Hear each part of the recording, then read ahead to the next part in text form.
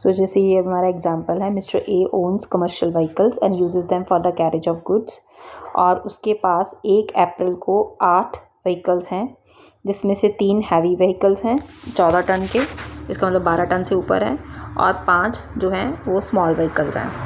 और उसके बाद 15 अक्टूबर को उसने अदर देन स्मॉल व्हीकल 2 बेच दिए और एक नया हैवी व्हीकल खरीद लिया। इसके अलावा उसने 10 जनवरी को जो है वो अदर देन हैवी यानी स्मॉल व्हीकल्स 2 और ख़रीद लिए और पुट टू यूज़ करें उनको 6 फरवरी को 2024 को। और ड्यू टू स्ट्राइक वो कोई भी व्हीकल यूज़ नहीं कर पाया फरवरी 2024 में। बट मैंने पहले कहा कि चाहे वो यूज़ करे ना करे, अगर उसके पास व्हीकल हैं तो उसको इनकम प्रज्यूम कर ली जाएगी even part of the month. तो अब इस क्वेश्चन को हम 2 हिस्सों में डिवाइड करेंगे। नीचे देखो, other than heavy vehicles and heavy vehicles. तो पहले हम सिर्फ हैवी व्हीकल्स को देखते हैं और उसको भी करने की हमारी स्ट्रेटेजी क्या होगी। जो हमने साल में पूरे साल के लिए रखे उनको अलग ले लो, और जो बीच में बेच दिए उनको अलग कर लो, और जो नए एक्वायर करें हैं उनको अलग, यानी 3 कैटेगरीज जो पूरे साल के लिए रहे। तो सबसे पहले उसके पास 3 हैवी व्हीकल्स थे, जिसमें से उसने हैवी व्हीकल्स कोई भी नया बेचा नहीं है, पर एक नया एक्वायर करा। तो जो 3 थे वो सारा साल रहे। सो एक्वायर्ड फॉर फुल ईयर, तो 14 टन का एक व्हीकल था, तो 3 व्हीकल्स थे पूरे, तो 12 महीनों के लिए एक ट्रक की व्हीकल किया 1000 रुपया, तो 1000 इंटू 12, ये 1 टन की कैपेसिटी है, तो 14 टन इंटू 3, तो ये हमारे 3 ट्रक्स का निकल गया। और जो एक हमने ख़रीदा है 20 अक्टूबर को, तो उसकी टनेज कैपेसिटी थी 16।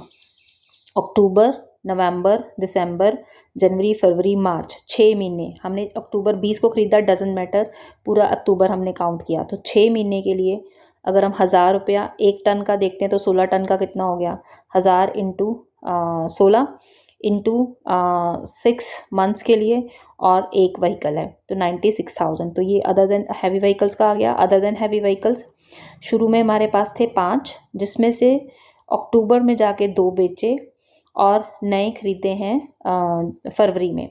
तो सबसे पहले अगर 2 बेचे तो 5 में से 3 जो हैं वो फुल साल के लिए रहे। सो सबसे पहले ओन्ड फॉर फुल ईयर, तो वो 7500 इंटू 12 इंटू 3, और जो 2 बेचे वो कब बेचे हमने, 15 अक्टूबर को। सो अप्रैल, मई, जून, जुलाई, अगस्त, सितंबर, अक्टूबर, 7 मंथ्स के लिए हमने उनका ले लेना 7500 इंटू 2।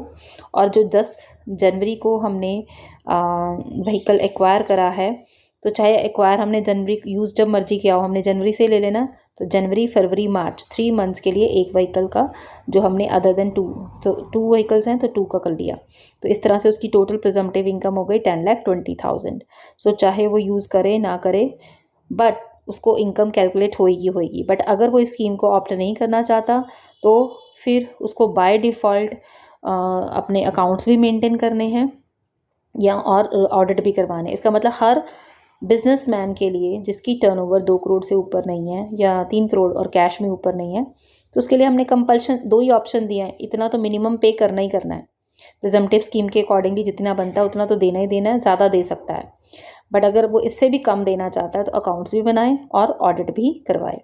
बाकी अब हमारे छोटे छोटे पॉइंट्स हैं, ये हम कर चुके हैं 44B कि जैसे एक नॉन रेजिडेंट फर्स्ट चैप्टर में किया था, नॉन रेजिडेंट अगर शिपिंग बिजनेस से इंडिया में इनकम अर्न कर रहा है तो उस जाने से पहले उसको अपनी इनकम टैक्स देना है। तो उसको कैसे पता, जब तक उसकी जर्नी पूरी नहीं ख़त्म होगी वो अपनी इनकम नहीं कैलकुलेट कर सकता। बट उसके केस में हमने प्रिजम्पटिव इनकम कितनी मान ली, 7.5%, यानी जितना वो टोटल यहाँ से किराया ले रहा है उसका 7.5% उसकी क्या मान ली जाएगी, इनकम, और उसको ऊपर टैक्स देना पड़ेगा।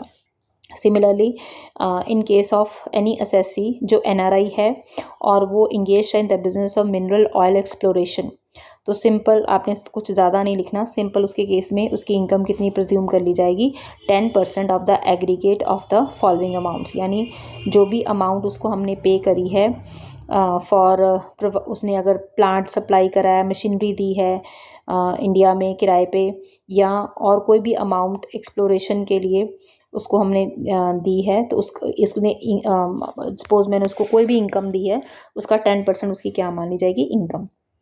Similarly commutation of profits and gains of business of operation of aircrafts, अगर एक NRI यहाँ से एयरक्राफ्ट के थ्रू कोई सर्विसेज दे रहा है और यहाँ से कमा रहा है पैसा, जितना भी कमाएगा उसका 5% उसकी जो है इंडिया से जो कमाएगा उसका 5% उसकी इनकम प्रज्यूम कर ली जाएगी, ठीक है। So commutation of profit of foreign enterprises, इनके केस में, in case of foreign enterprises which is a foreign company has engaged in the business of construction of business of erection of plant and machinery और testing और commissioning thereof in the connection with turnkey power project, यानी अगर central government ने उसको कोई project दिया है और उन्होंने उस प्रोजेक्ट को कंप्लीट किया है, तो जितनी भी अमाउंट उसको पे करी गई है उसका 10% उसकी क्या मानी जाएगी, income, that is the presumptive income. बस हमने ये पॉइंट्स करने हैं।